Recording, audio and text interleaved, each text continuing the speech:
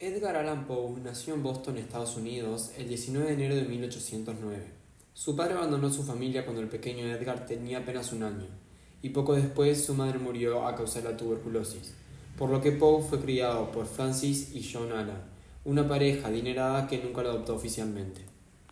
Su padrastro deseaba que su protegido se convirtiera en un importante vendedor o abogado, por lo que nunca estuvo de acuerdo con que se dedicara a la escritura.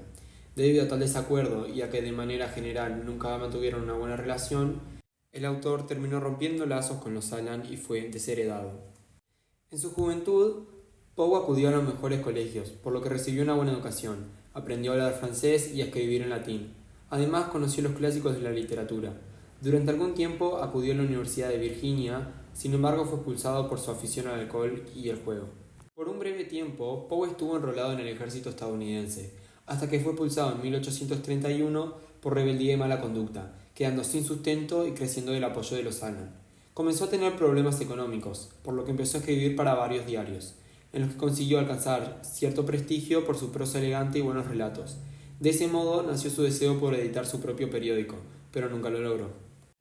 A los 26 años se casó en Baltimore con su prima Virginia Clem, quien tenía apenas 14 años. El matrimonio duró poco tiempo, pues su esposa murió de tuberculosis solo un par de años más tarde.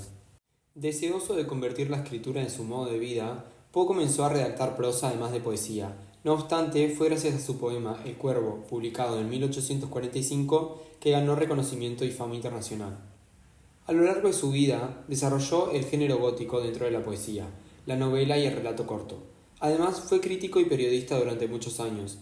Hoy en día, Edgar Allan Poe es recordado principalmente por sus cuentos de terror y por ser considerado el inventor del relato detectivesco, y un gran contribuyente en la ciencia ficción, el cual es un género que emerge durante su época. Poe falleció a los 40 años en Baltimore el 7 de octubre de 1849. Las causas de su muerte no son exactas, por lo que se generaron varios rumores en torno a la misma, atribuyéndola al alcohol y a las drogas. También se sospechó de suicidio y de algunas enfermedades propias de su tiempo, como la cólera y la tuberculosis. La caída de la casa Usher, también conocido como El hundimiento de la casa Usher, es un cuento de terror del escritor estadounidense Edgar Allan Poe. Considerado uno de los más importantes de su producción narrativa, fue publicado por primera vez en la revista Burton's Gentleman's Magazine en 1839. El cuento trata sobre un caballero que es invitado al viejo caserón de un amigo de la infancia, Roderick Usher, artista enfermizo y excéntrico que vive completamente recluido en compañía de su hermana, Lady Madeline, también delicada de su salud. Usher vive preso de una enfermedad indefendible, lo que hace a todos temer por su vida. La que acaba muriendo es su hermana. Sus restos mortales son depositados en una cripta, pero no tardan en producirse terribles acontecimientos que desembocan en un trágico final. La caída de la casa Usher es una de las obras de Edgar Allan Poe preferidas por la crítica en términos generales, y lo que el propio Poe consideraba de las más logradas que había escrito.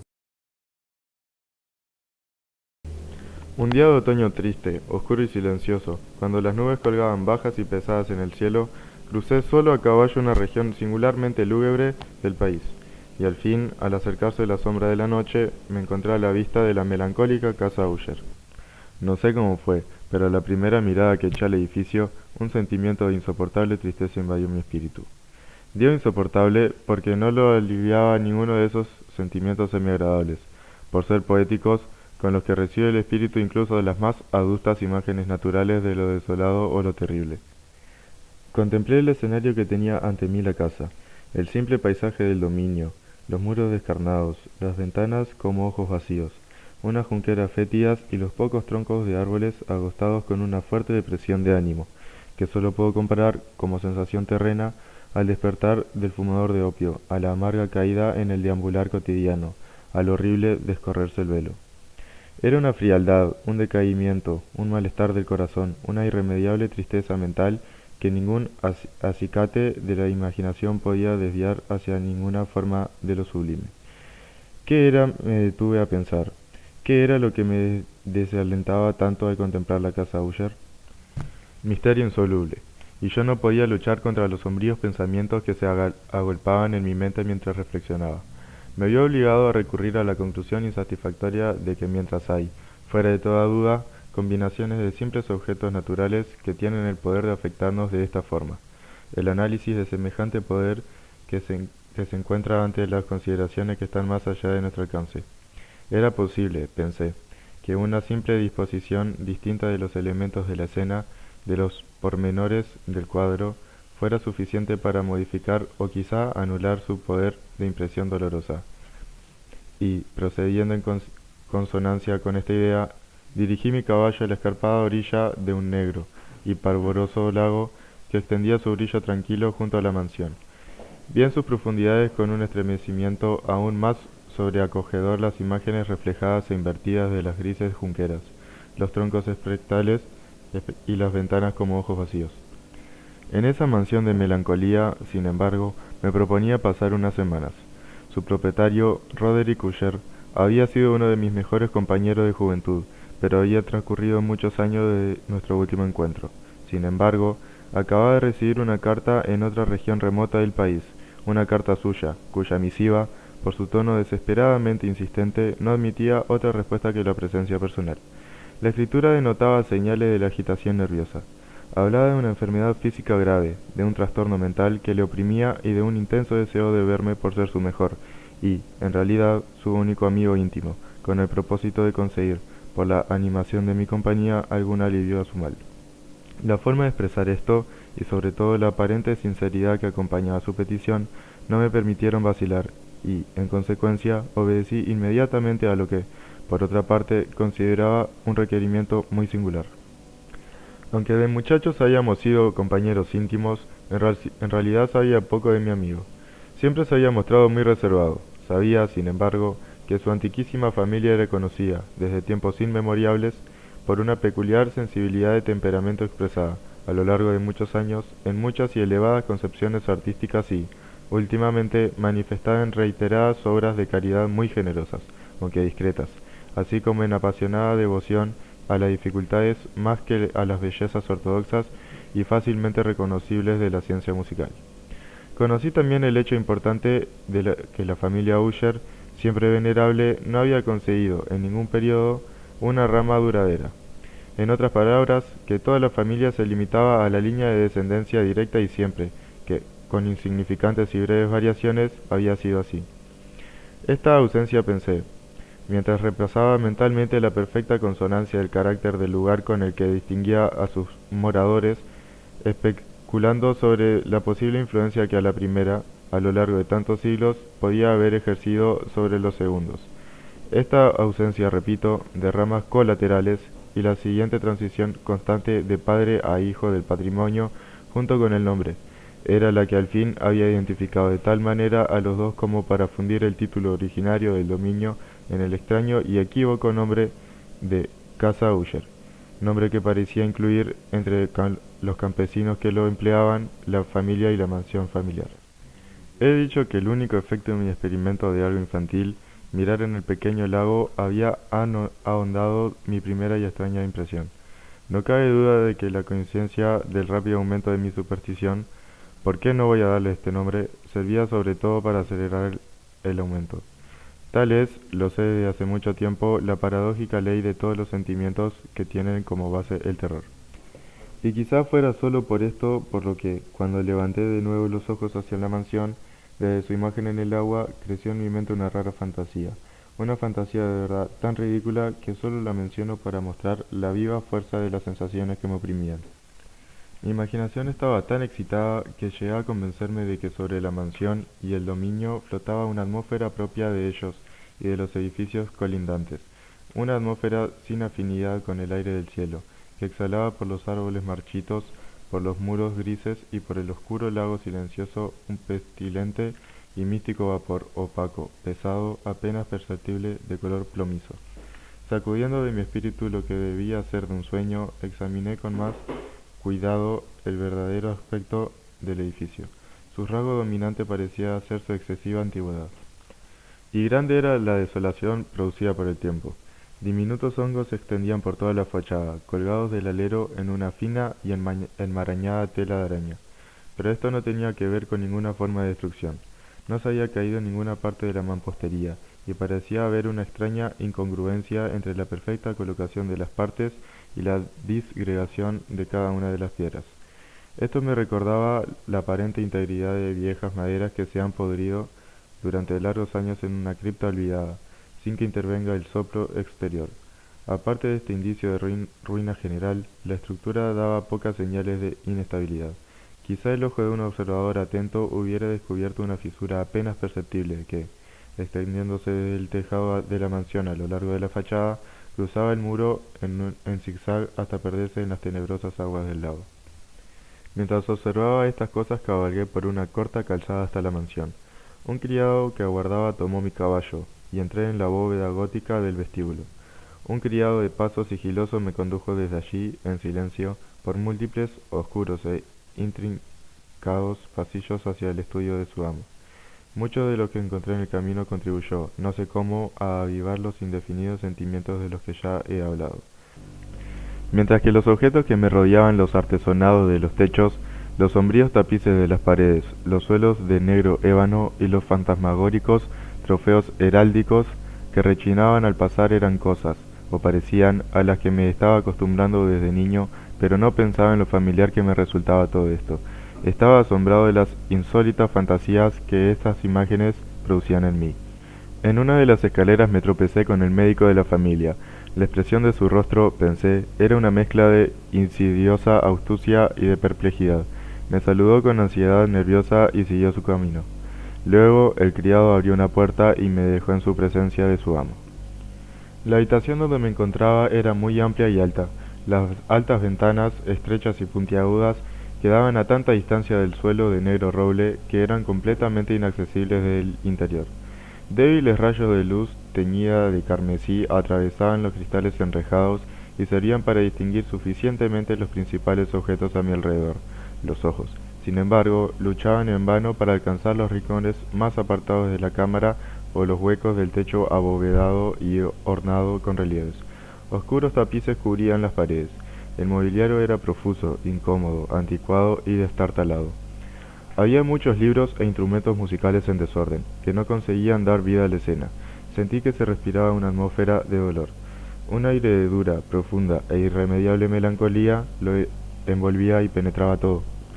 A mi llegada, Uller se incorporó en un sofá donde estaba tendido cuán largo era y me saludó con una calurosa vivacidad, que tenía mucho, pensé al principio, de exagerada cordialidad de obligado esfuerzo de un hombre de mundo en Nouillet. Sin embargo, una mirada a su rostro me convenció de su total sinceridad. Nos sentamos y, durante unos instantes, mientras no hablaba, lo observé con un sentimiento en parte de compasión, en parte de espanto. Posiblemente ningún hombre había cambiado tan terriblemente en tan poco tiempo como Roderick Usher. A duras penas pude admitir la identidad del cadavérico ser que tenía ante mí con la del compañero de juventud. Sin embargo, el carácter de su cara había sido siempre extraordinario. La tez cadavérica, los ojos grandes, líquidos e incomparablemente luminosos, los labios algo finos y muy pálidos, pero de una curvatura insuperablemente hermosa, la nariz de delicado tipo hebreo, pero con aletas amplias, más abiertas de lo que era normal, la barbilla finamente modelada, reveladora, en su falta de prominencia, de una escasa energía moral, los cabellos más finos y ralos que una tela de araña. Estos rasgos y el excesivo desarrollo de la zona frontal constituían una fisonomía muy difícil de olvidar. Y ahora la simple exageración del carácter predominante de estas facciones y de su expresión habitual revelaban un cambio tan grande que llegué a dudar de la persona con la que estaba hablando. Y la palidez espectral de la piel, el brillo milagroso de los ojos, destacaban sobre todo lo demás, e incluso me aterraron. El fino cabello además había crecido descuidadamente y, como en su desordenada textura de telaraña, flotaba en lugar de caer a los lados de la cara. Me era imposible, incluso haciendo un esfuerzo, relacionar su enmarañada apariencia con una idea de simple humanidad. En el comportamiento de mi amigo me impresionó encontrar incoherencia, inconsistencia, y pronto descubrí que era motivado por una serie de débiles e inútiles esfuerzos por sobreponerse a una habitual ansiedad, a una excesiva agitación nerviosa. En realidad, ya estaba preparado para algo de esa naturaleza, no menos por su carta que por reminiscencias de ciertos rasgos juveniles y por las conclusiones que deduje de su particular conformación física y de su temperamento. Sus gestos eran alternativamente vivaces y lentos. Su voz pasaba rápidamente de una indecisión trémula, cuando su espíritu vital parecía totalmente en suspenso, a esa clase de concisión enérgica, a esa manera de hablar abrupta, pesada, lenta, hueca, a esa pronunciación gutural, densa, equilibrada, perfectamente modulada, que se puede observar en el borracho perdido o en el incorregible fumador de opio en los periodos de mayor excitación. Así me habló del objeto de mi visita, de su sincero deseo de verme y del consuelo que esperaba recibir. Abordó con bastante detalle la naturaleza de su enfermedad. Era, dijo, un mal constitucional y familiar, para el cual desesperaba de encontrar remedio. Una simple afección nerviosa, añadió inmediatamente, que sin duda pasaría pronto. Se manifestaba en una multitud de sensaciones anormales. Algunas de estas, cuando las detalló, me interesaron y me confundieron, aunque quizás influyeran los términos que empleó y el estilo general de su relato. Sufría él mucho de una agudeza morbosa de los sentidos. Apenas soportaba los alimentos insípidos, solo podía vestir ropa de cierta textura. Los olores de todas las flores le resultaban opresivos. Hasta la luz más débil torturaba sus ojos, y solo pocos sonidos peculiares, y estos de instrumentos de cuerda, no le inspiraban horror. Vi que era un esclavo sometido a una suerte anormal de terror. Moriré, dijo. Tengo que morir de esta deplorable locura. Así, no de otra manera me perderé. Temo los acontecimientos del futuro, y no por sí mismos, sino por sus resultados. Tiemblo cuando pienso en un incidente, incluso el más trivial, que pueda actuar sobre esta intolerable agitación. No aborrezco el peligro, a no ser por su efecto absoluto, el terror. En este desaliento, en este lamentable estado, siento que más tarde o más temprano llegará el momento en que tenga que abandonar la vida, y razón a la vez en alguna lucha con el siniestro fantasma, el miedo. Me di cuenta, además, por los intervalos y por las insinuaciones interrumpidas y equívocas de otro extraño rasgo de su estado mental. Estaba dominado por ciertas impresiones supersticiosas relativas a la mansión que ocupaba y de donde, durante muchos años, no se había atrevido a salir, supersticiones relativas a una influencia cuya supuesta energía describió en términos demasiado sombríos para repetirlos aquí, influencia que algunas peculiaridades de simple forma y material de su mansión familiar habían ejercido sobre su espíritu, decía, a fuerza de soportarlas durante mucho tiempo, afecto que al aspecto físico de los muros y las torres grises y el oscuro lago en que estos se miraban había producido, a la larga, en su moral de su existencia.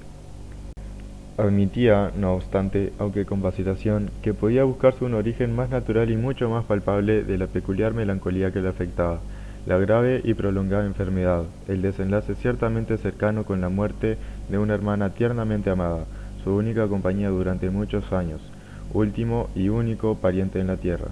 Su muerte, decía con una amargura que nunca podré olvidar, hará de mí, el indefenso, el frágil, el último miembro de la vieja estirpe de los Usher. Mientras hablaba, la señorita Madeleine, así se llamaba, pasó lentamente por un lugar apartado de la cámara, y sin advertir de mi presencia, desapareció. La miré con absoluto asombro, no provisto de miedo, y, sin embargo, me resulta imposible explicar estos sentimientos. Una sensación de estupor me oprimió, mientras mis ojos seguían los pasos que se alejaban. Cuando al fin una puerta se cerró tras ella, mi mirada, instintiva y ansiosamente, buscó el semblante del hermano, pero éste había hundido la cara entre las manos y solo pude percibir que una palidez aún mayor se extendía por los dedos enflaquecidos, entre los cuales caían apasionadas lágrimas. Hacía tiempo que la enfermedad de la señorita Madeleine había desconcertado a sus médicos. Una constante apatía, un cansancio gradual de su persona y frecuentes, aunque transitorios accesos de carácter parcialmente catalépico, eran el habitual diagnóstico. Hasta entonces había resistido con firmeza la presión de su mal y se había negado a guardar cama, pero a la caída de la tarde de mi llegada a la casa se rindió. Como me contó su hermano, esa noche con inexpresable agitación, el aplastante poder destructor, y supe que la rápida visión que había tenido de su persona probablemente sería la última, ya que nunca más volvería a ver la dama, o por lo menos con vida. Después, durante varios días, ni Usher ni yo mencionamos su nombre, y en ese tiempo estuve ocupado en vehementes intentos para aliviar la melancolía de mi amigo. Pintábamos y leíamos juntos, o yo escuchaba, como en un sueño, las extrañas improvisaciones de su conmovedora guitarra. Y así, mientras una intimidad cada vez más estrecha me introducía sin reservas en lo más recóndito de su alma, Iba adquiriendo en una amargura la inutilidad de todo intento por alegrar un espíritu, cuya oscuridad, como una cualidad positiva, inherente, se derramaba sobre todos los objetos del universo, físico y moral, en una incesante irradiación de melancolía. Siempre guardaré en la memoria las muchas horas solemnes que pasé a solas con el dueño en la casa de Usher. Sin embargo, no conseguiré comunicar una idea del carácter exacto de los estudios o de las ocupaciones en las cuales me envolvía o cuyo camino me enseñaba. Una idealidad excitada, enfermiza, arrojaba un resplandor de sulfurio sobre todas las cosas. Sus largos e improvisados cantos fúnebres resonarán eternamente en mis oídos. Entre otras cosas, conservo dolorosamente en la memoria cierta rara prevención y amplificación del extraño aire del último vals de Von Weber. De las pinturas que nutría su laboriosa fantasía y cuya vaguedad crecía en cada pincelada, vaguedad que me producía un estremecimiento tanto más penetrante cuanto que ignoraba su causa. De esas pinturas aún tengo sus imágenes nítidas ante mí. Sería inútil que intentase presentar algo, más que la pequeña porción comprendida entre los límites de simples palabras escritas. Por la absoluta sencillez, por la desnudez de sus diseños, atraía la atención de subyugaban. Si alguna vez un mortal pintó una idea, ese fue Roderick Usher. Para mí, al menos, en las circunstancias que entonces me rodeaban, surgían las puras atracciones que el hipocondríaco lograba plasmar en el lienzo en una intensidad intolerable a espanto cuya sombra nunca he sentido. Ni siquiera contemplaba las fantasías de Fuseli, muy brillantes pero demasiado concretas. Una de las fantasmagóricas concepciones de mi amigo, que no participaba con tanto rigor del espíritu de atracción, puede ser esbozada, aunque de una forma muy indecisa, débil, con palabras.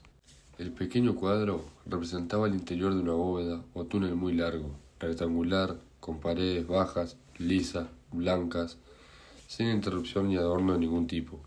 Ciertos toques accesorios del diseño servían para dar la idea de que esa excavación estaba haciendo a mucha profundidad bajo la superficie de la tierra. No se veía ninguna salida en toda la vasta extensión, ni se percibía ninguna antorcha ni ninguna otra fuente artificial de luz. Sin embargo, flotaba por todo el espacio una ola de intensos rayos que bañaban el conjunto con un resplandor inadecuado y espectral. Ya he hablado de ese estado morboso, casi intolerable al paciente toda música si exceptuamos los efectos de unos instrumentos de cuerda. Quizá los estrechos límites en los que se había confinado con la guitarra tienen origen en gran medida al carácter fantástico de sus realizaciones. Pero no se puede explicar de esta manera la fogosa facilidad de sus impromptus, género musical pianístico. Debían de ser, y lo eran, tanto las notas como las palabras de sus extravagantes fantasías, pues, con frecuencia, se acompañaba con improvisaciones verbales rimadas, debían de ser el resultado de ese intento de recogimiento y concentración mental a los que ya he aludido, y que sólo se podían observar en momentos de la más elevada excitación. Recuerdo fácilmente las palabras de una de esas rapsodias. Quizá fue la que más me impresionó mientras la tocaba, porque en la corriente oculta o mística de su sentido creí percibir por primera vez una plena conciencia por parte de Usher de que su elevada razón vacilaba en su trono. Los versos que el título del Palacio Encantado decían poco más o menos así: en el más verde de nuestros valles, habitado por los ángeles buenos, atañe un bello y majestuoso palacio, un radiante palacio alzaba su frente. En los dominios del rey, pensamiento, allí se elevaba. Jamás un serafín desplegó el ala sobre un edificio a la mitad del velo. Banderas amarillas, gloriosas doradas, sobre su remate flotaban y ondeaban. Todo esto, sucedía hace mucho, muchísimo tiempo, y a cada suave brisa que retosaban aquellos gratos días, a lo largo de los muros pálidos y empenachados se elevaba un aroma alado.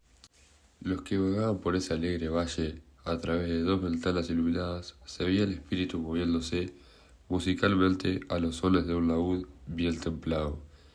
En torno al trono donde sentado Porfirogénito, con un fausto digno de su gloria, aparecía el señor del reino.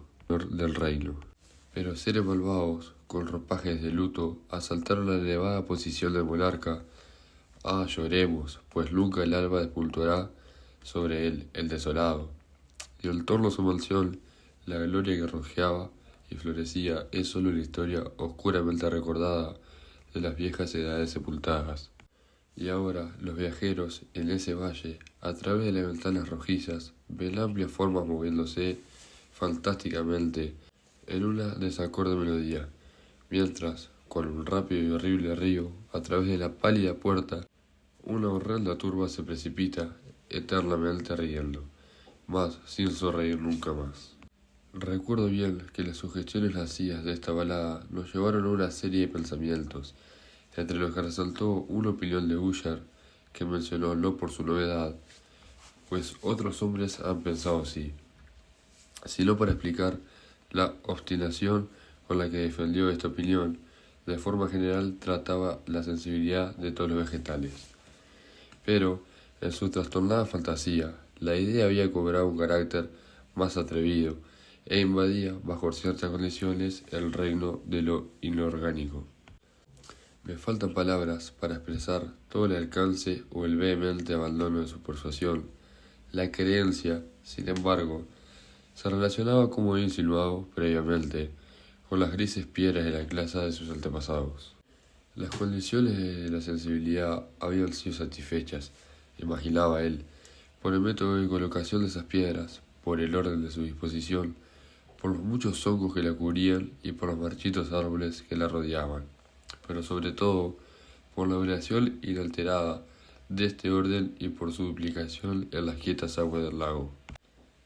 Su evidencia, la evidencia de esta sensibilidad, podía comprobarse, dijo, y me sobresalté al oírlo, en la lenta pero segura condensación de una atmósfera propia en torno a las aguas y en los muros.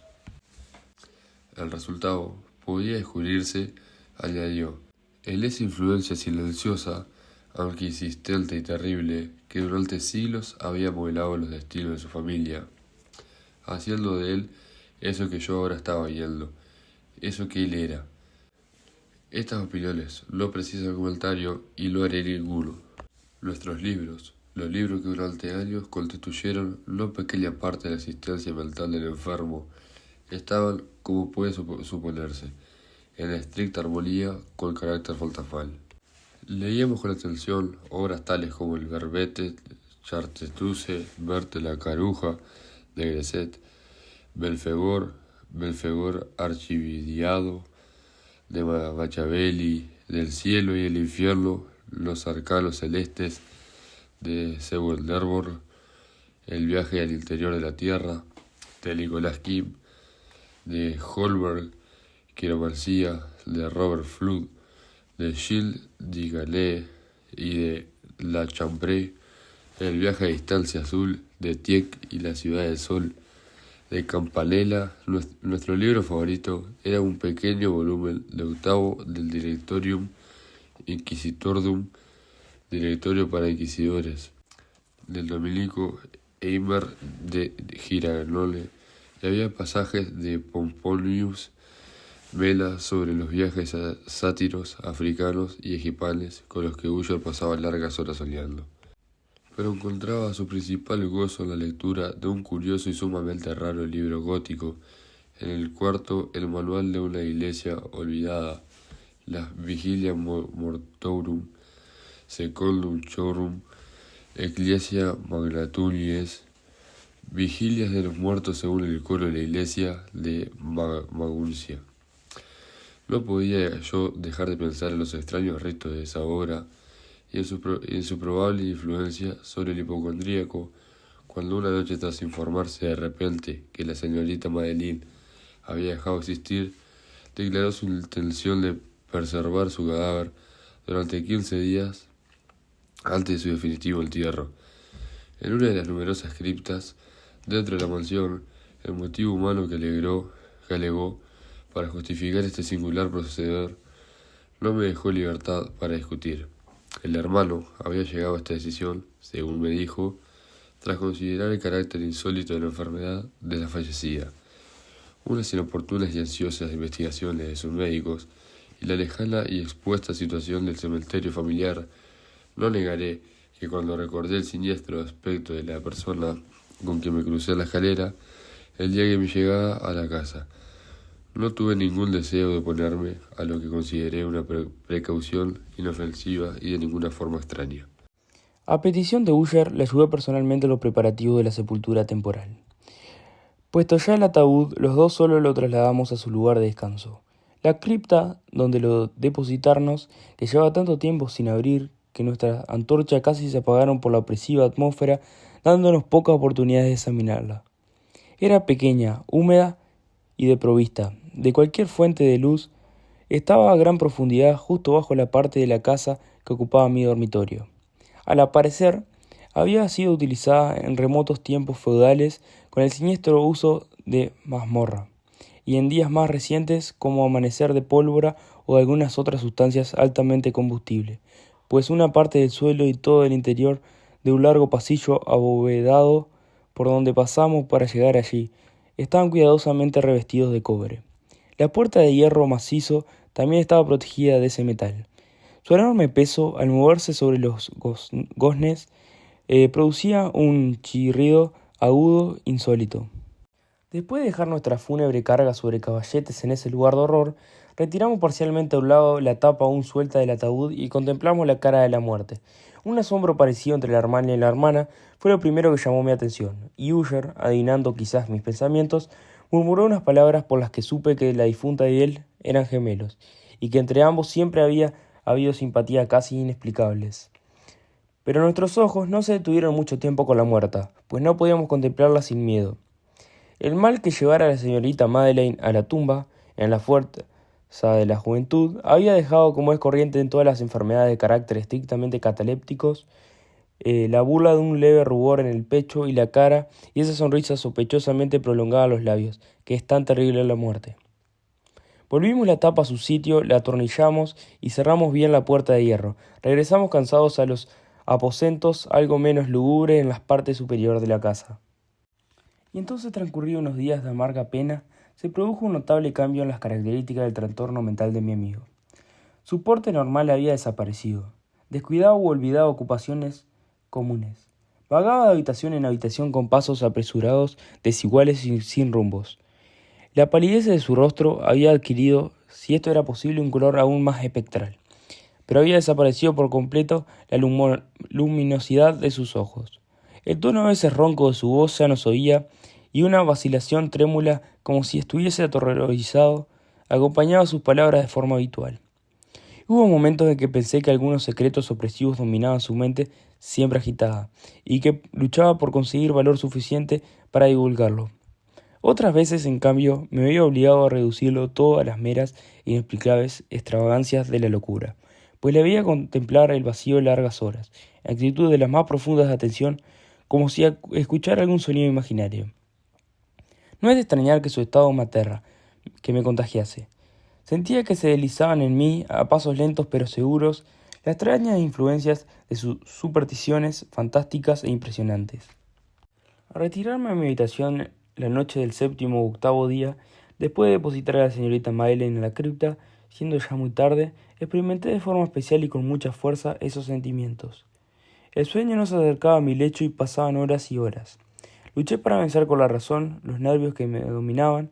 Traté de convencer de que mucho, si no todo lo que sentía, era debido a la desconcertante influencia de los lugubres muebles de la habitación, de los tapices oscuros y raídos que, atormentados por el soplo de una tempestad incipiente, oscilaban de un lado para otro las paredes y crujían desagradablemente alrededor de los adornos de la cama. Pero mis esfuerzos resultaron inútiles. Un temblor inconcebible invadía gradualmente mi cuerpo y al final se instaló en mi corazón un incubo, el peso de una alarma absolutamente inmotivada.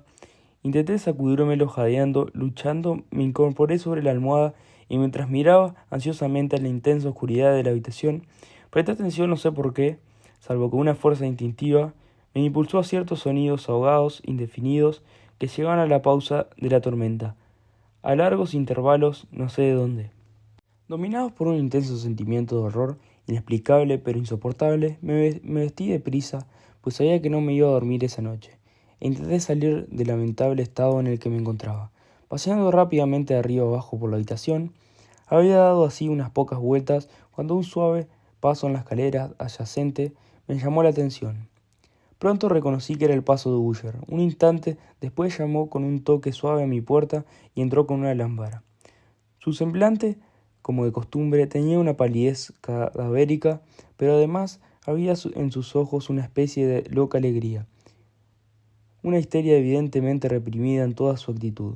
Su aire me dejó pasmado, pero todo era preferible a la soledad que había soportado tanto tiempo, y hasta acogí su presencia como un alivio. ¿No lo has visto?, dijo bruscamente. Después de echar una mirada a su alrededor, en silencio. ¿No lo has visto, de verdad? Pues espera y lo verás. Y diciendo esto, protegió cuidadosamente la lámpara. Se acercó a una de las ventanas y abrió de par en par a la tormenta. La ráfaga de viento entró con tanta furia que casi nos levanta del suelo. Era en realidad una noche de tormenta, pero de una severa belleza, extrañamente singular en su terror y en su belleza.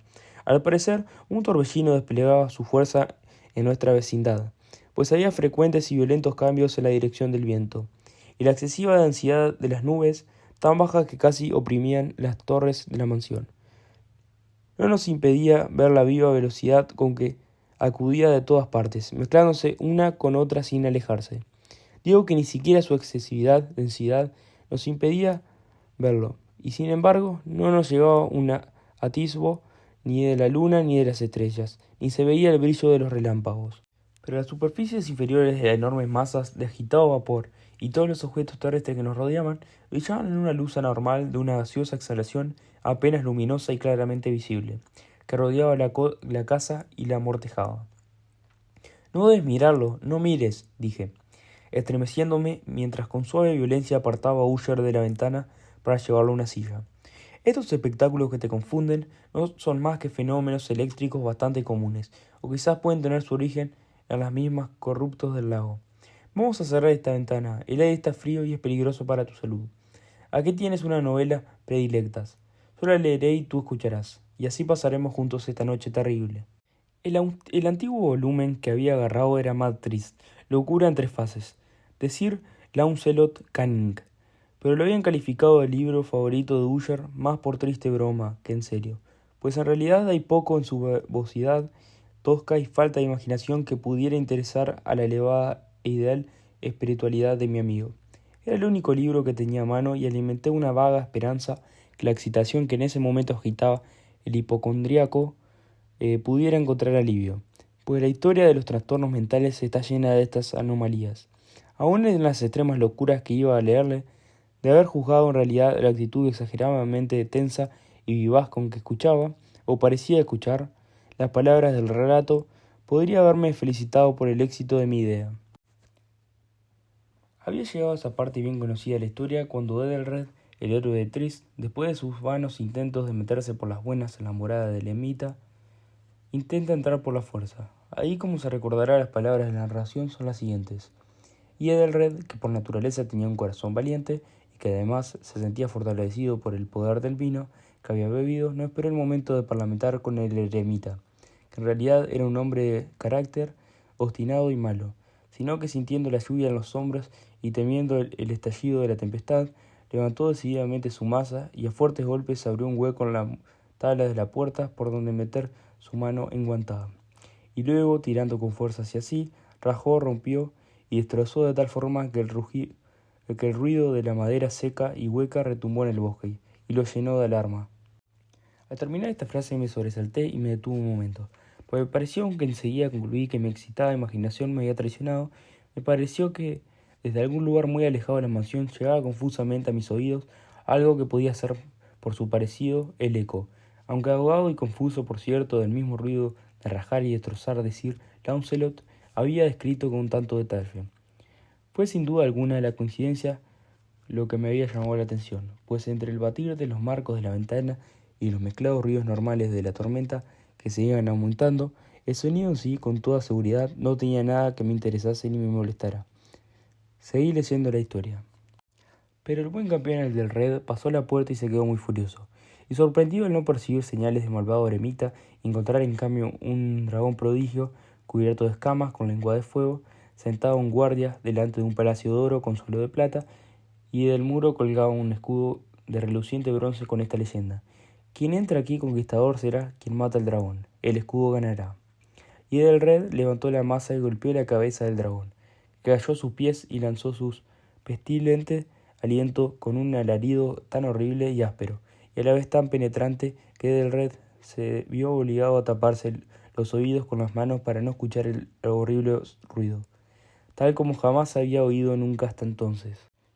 Así que me detuvo otra vez bruscamente y ahora con un sentimiento de violento asombro, pues no podía dudar que en esta ocasión había oído de verdad.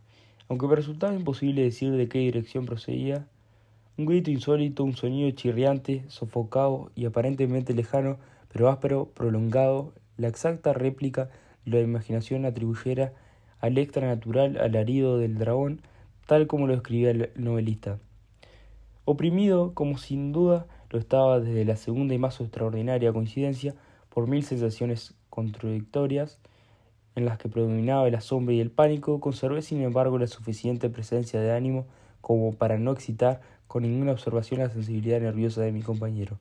No estaba tan seguro de que hubiera advertido tales sonidos, aunque en los últimos instantes se había producido una evidente y extraña alteración de su apariencia. Desde su posición frente a mí, había hecho girar poco a poco su silla, de forma que ahora estaba sentado mirando hacia la puerta de la habitación, y por esto solo en parte podía ver yo sus facciones, aunque percibía que le temblaban los labios, como si murmurara algo inaudible. Tenía la cabeza doblada sobre el pecho, pero supe que no estaba dormido porque vi que tenía los ojos muy abiertos y fijos. Cuando le miré de reojo, el movimiento del cuerpo contradecía también esta idea, pues se mecía de un lado a otro con un balance suave pero continuo y uniforme. Tras haber notado rápidamente esto, reanudé la lectura del relato de Sir Launcelot, que seguía así. Y entonces el campeón, después de escapar a la terrible furia del dragón, se acordó del escudo de bronce y el encantamiento roto. Apartó el cadáver de su camino y avanzó con valor por el pavimento de plata del castillo, hasta la pared donde colgaba el escudo, el cual en realidad no esperó su llegada, sino que cayó a sus pies sobre el suelo de plata con grandísimo y terrible fragor. Apenas había pronunciado estas palabras, cuando en realidad su escudo de bronce en este momento hubiera caído con todo su peso sobre un piso de plata. Percibí un eco claro, profundo, metálico y resonante, aunque aparentemente sofocado. Incapaz de dominar mis nervios, me puse de pie de un salto, pero el movimiento de balanceo rítmico de Usher no se interrumpió. Corrí apresuradamente hasta el sillón en el que estaba sentado, sus ojos miraban fijamente hacia adelante y dominaba su persona una rigidez pétrea. Pero cuando posé mi mano sobre su hombro, un fuerte estremecimiento recorrió su cuerpo. Una sonrisa infeliz temblaba en sus labios y vi que hablaba con un murmullo bajo, rápido e incoherente, como si no advirtiera mi presencia. Inclinándome sobre él muy cerca, bebí por fin el horrible significado de sus palabras. ¿No lo oyes? Sí, yo lo oigo y lo he oído. Mucho, mucho, mucho, mucho tiempo. Muchos minutos, muchas horas, muchos días lo he oído, pero no me atrevía. Oh, ten lástima de mí, miserable desventurado. No me atrevía a hablar. La hemos encerrado viva a la tumba. ¿No dije que mis sentimientos son agudos? Ahora te digo que oí sus primeros débiles movimientos en el ataúd hueco. Los oí, hace muchos, muchos días, pero no me atrevía a hablar. Y ahora esta noche, el del Red, ja, ja, ja. La puerta rota de la emerita y el grito de muerte del dragón y el estruendo del escudo, di más bien el ruido de su ataúd al rajarse, el chirrar de los goznes de hierro de su cárcel y sus luchas en el pasillo de cobre de la cripta. Oh, ¿dónde me esconderé? ¿No estará pronto aquí? ¿No se apresurará a reprocharme mis prisas? ¿No he oído sus pasos en la escalera? ¿No distingo el pesado y horrible latido de su corazón? ¡Insensato! Y aquí, furioso de un salto, se puso de pie, y gritó estas palabras como si en esfuerzo entregara el alma. ¡Insensato! Te digo que estás del otro lado de la puerta. Como si la energía sobrehumana de su voz tuviera el poder del hechizo. Los enormes y antiguos batines que Usher señalaba abrieron lentamente en ese momento sus pesadas mandíbulas de ébano. Era hora de la violenta ráfaga, pero allí, al otro lado de la puerta, estaba la alta y amortajada figura de la señorita Madeleine Usher. Había sangre en su ropa blanca y huellas de un forcejeo en cada parte de su demacrado cuerpo.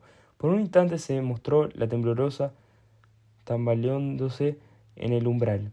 Luego, con un lamento sofocado, cayó pensadamente hacia adentro, sobre el cuerpo de su hermano, y en una violenta agonía final lo arrastró al suelo, muerto, víctima de los terrores que había anticipado. Huí horrorizado en aquella cámara de aquella mansión. Fuera seguía la tormenta con toda su furia cuando me encontré cruzando la vieja calzada. De repente surgió en el sendero una luz extraña y me volví para ver de dónde podía salir tan increíble brillo, pues la enorme casa y sus sombras quedaban solas detrás de mí.